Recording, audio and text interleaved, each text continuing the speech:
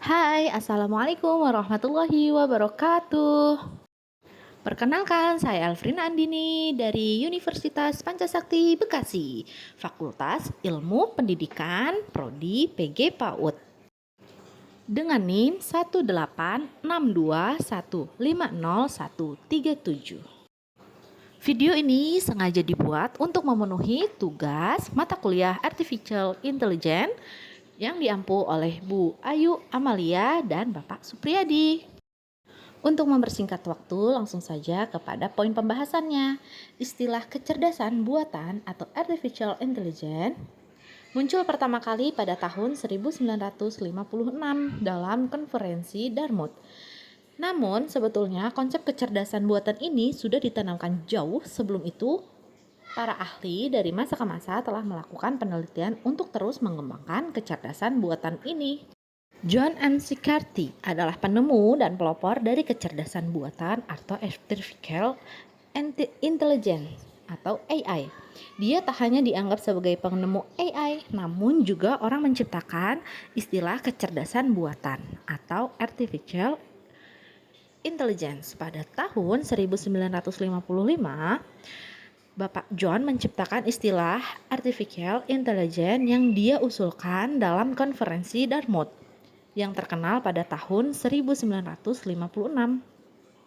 Konferensi ini dihadiri oleh 10 ilmuwan komputer. Bapak John mengeksplorasi cara-cara di mana mesin dapat belajar dan bernalar seperti manusia.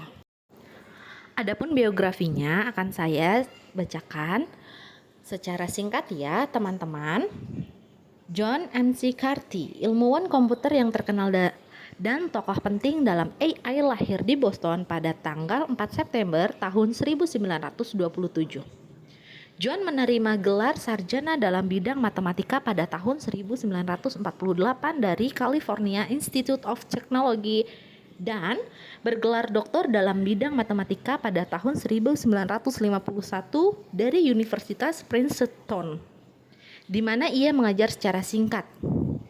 Bapak John juga memegang jabatan sebagai profesor di Dartmouth College pada tahun 1955 sampai 1958. Massachusetts Institute of Technology, di mana ia bekerja pada sistem pembagian waktu paling awal dan Universitas Stanford pada tahun 1953 sampai 1955, di mana ia mendirikan Stanford Artificial Intelligence Lab atau SAIL, salah satu pusat penelitian terkemuka di lapangan.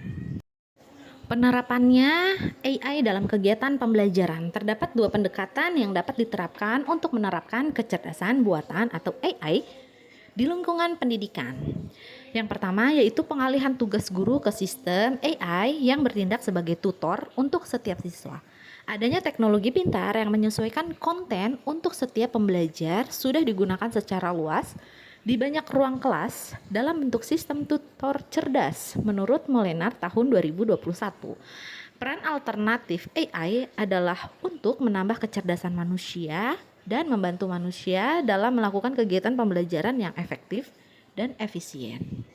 Mentor virtual internet sekarang yang universal diciptakan sebagai sarana untuk menyebarkan informasi, pengetahuan, dan pemikiran tentang berbagai topik. Salah satu program yang berjalan selama The Lab System yang beroperasi lebih sebagai lingkungan multimedia dengan e-learning integritas adalah Virtual Mentor. Jika Learning by Asking atau LBA juga dikenal sebagai pembelajaran interaksi tidak digunakan, pembelajaran interaksi tidak akan terjadi. Akan ada dua komponen utama saat menggunakan LBA, yaitu video streaming server dan web server. Pengolahan video asli kedua komponen ini akan dihasilkan generasi pertanyaan yang nantinya akan menjadi salah satu data pertanyaan yang selanjutnya dapat dipanggil kembali dan dikembangkan tergantung pada intensitas pertanyaan yang muncul dan perubahan video yang diproses. Ketersediaan mentor virtual seperti LBA membentuk kontak menjadi lebih efisien dari sudut pandang manajerial dan keuangan. Yang kedua adalah voice assistant. Pengguna dapat belajar tanpa harus membaca berkat fitur asisten secara suara atau voice assistant. Pengganti suara. Membaca informasi yang mengaktifkan asisten suara akan berbeda dengan proses kognisi manusia seperti penyerapan informasi dari suara. Voice assistant dijelaskan dalam satu contoh sebagai alat untuk memahami sudut pandang guru.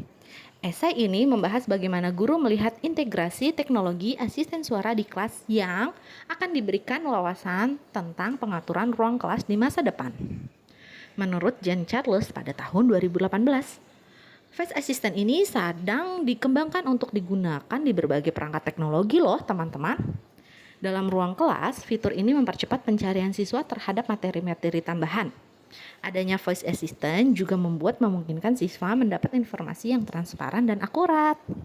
Yang ketiga adalah smart content. Sebuah aplikasi bernama Smart Content menawarkan data seperti laporan cuaca, berita terbaru, alarm, dan laporan perdagangan pasar saham. Fungsi ini menyediakan bahan bacaan terbaru dari buku-buku yang baru dirilis serta mencari informasi yang sesuai dengan kebutuhan pembelajaran yang tercakup dalam bidang pendidikan.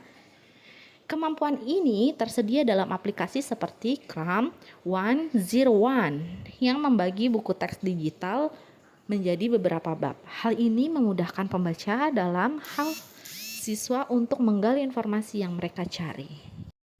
Nah, yang terakhir adalah presentation translator atau penerjemah presentasi yang memiliki kegunaan untuk menjelaskan atau mempresentasikan sebuah teks dari bahasa yang berbeda ke dalam bahasa yang diinginkan. Pengguna hanya perlu mendengarkan berbagai macam teks pidato, artikel, ataupun buku digital tanpa perlu membaca dan menerjemahkan satu persatu.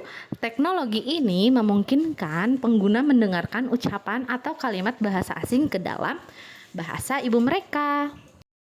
Tidak terasa ya, kita sudah sampai di kesimpulan. Kesimpulannya adalah kehadiran teknologi AI merupakan sebuah terobosan di bidang teknologi pendidikan untuk memudahkan pembelajaran. Penggunaan teknologi dengan bijak dan terkendali dapat memicu akselerasi pendidikan. Kemunculan teknologi kecerdasan buatan atau AI juga dapat menanamkan sifat mandiri dalam diri pelajar. Guru tidak dibebani peran yang begitu dominan, namun tugasnya menjadi spesifik dalam lingkup memberikan pencerahan dengan kata kunci yang substansial. Pangkal dari setiap pemanfaatan teknologi bagi guru adalah tetap mengedepankan esensi dari mengajar, yaitu adalah menata moral dan perilaku dari pelajar.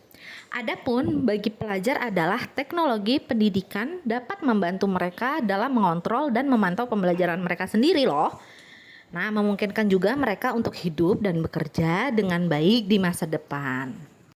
Sekian informasi yang dapat saya sampaikan mengenai penerapan AI di bidang pendidikan. Mohon maaf jika ada kekurangannya. Saya tutup dengan wassalamualaikum warahmatullahi wabarakatuh.